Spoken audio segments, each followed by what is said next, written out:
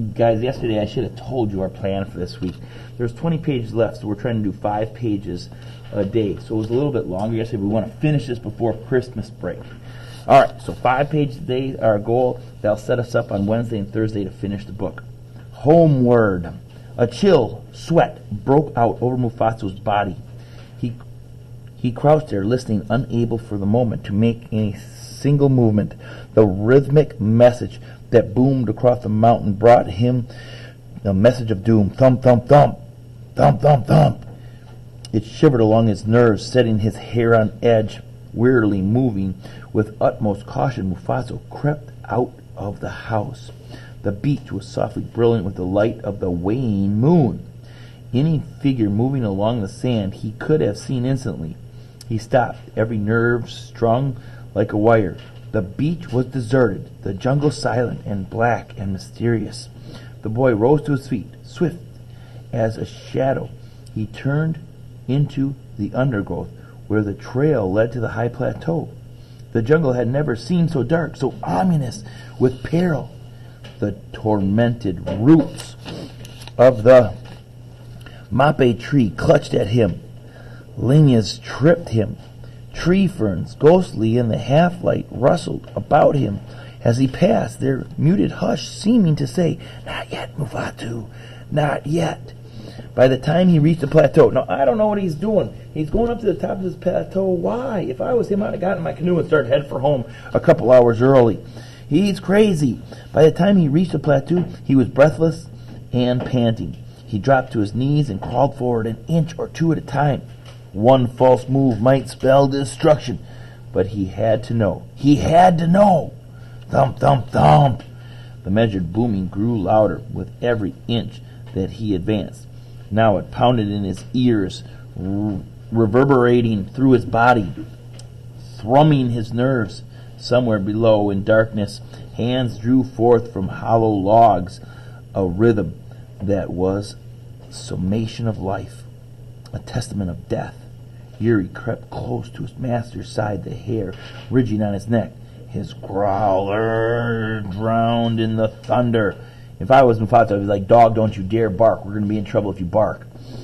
Now the boy could see into the clear circle of the sacred place. Leaping fires lighted a scene that burned itself forever into his memory. Fires blazed against the basalt cliff. Spurts of flames leaped and danced. Showers of sparks borne off on the back of the night wind. So if you blow air across the fire, sometimes some sparks will fly by. A deep wild chanting rose above the booming drums. From his vantage point, Mufasa saw 6 war canoes drawn up on the beach. Mighty canoes they were, with high curving stems and decorations of white shell that caught the firelight in savage patterns. But what held the boy's eyes in awful trance were the figures, springing and leaping about the flames, figures darting, shifting, bounding towards the sky, the eaters of men. Firelight glistened on their oiled bodies, a flashing spear, a bristling decoration. High above the drum's tattoo rose the mournful note of the conch shell, the eerie wailing like the voice of souls lost in the interstellar space.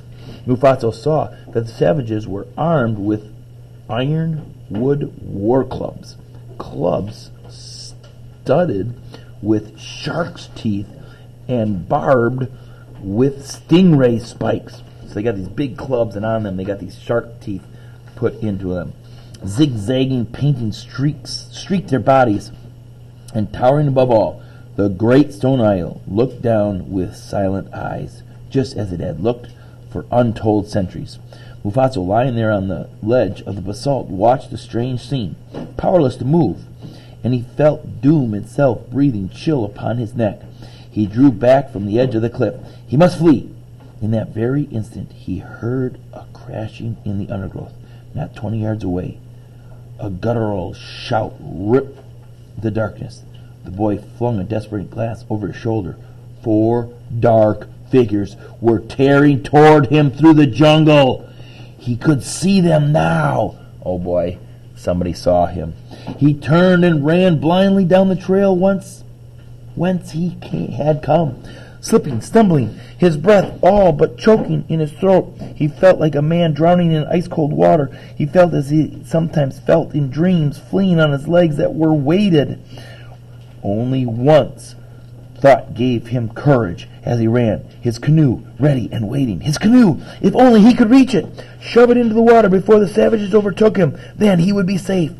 He knew this trail as he knew the back of his hand. That knowledge gave him an advantage. He could hear his pursuers, slipping, stumbling through the brush, shouting threats in a language strange to his ears. But there was no mistaking the meaning of their words. Oh, the boy dashed, fleet as an animal. Thorns and vines clutched at him. Once he tripped and sprawled headlong. Means he fell head first. But he was up and away in an instant. Through the trees he caught a glimpse of the white beach, and his throat surged. Then he was speeding across the sand, Eerie at his heels. The canoe was at the lagoon's edge. The boy fell upon the thwart, shoved the craft into the water. The logs under the stem rolled easily. In that second, the black man, yelling wildly, broke from the jungle and dashed across the beach. Not a minute too soon, Mufasa leaped aboard and ran up the sail. The savage rushed after him into the shallows. A gust of wind filled the sail. It drew smart. Now the men were swimming. One of them, and in the lead, reached to lay hold of the outrigger. Now the canoe would be in a spot here, and the outrigger would be just out here to help keep it balanced. His hand clutched the pole. The canoe slacked.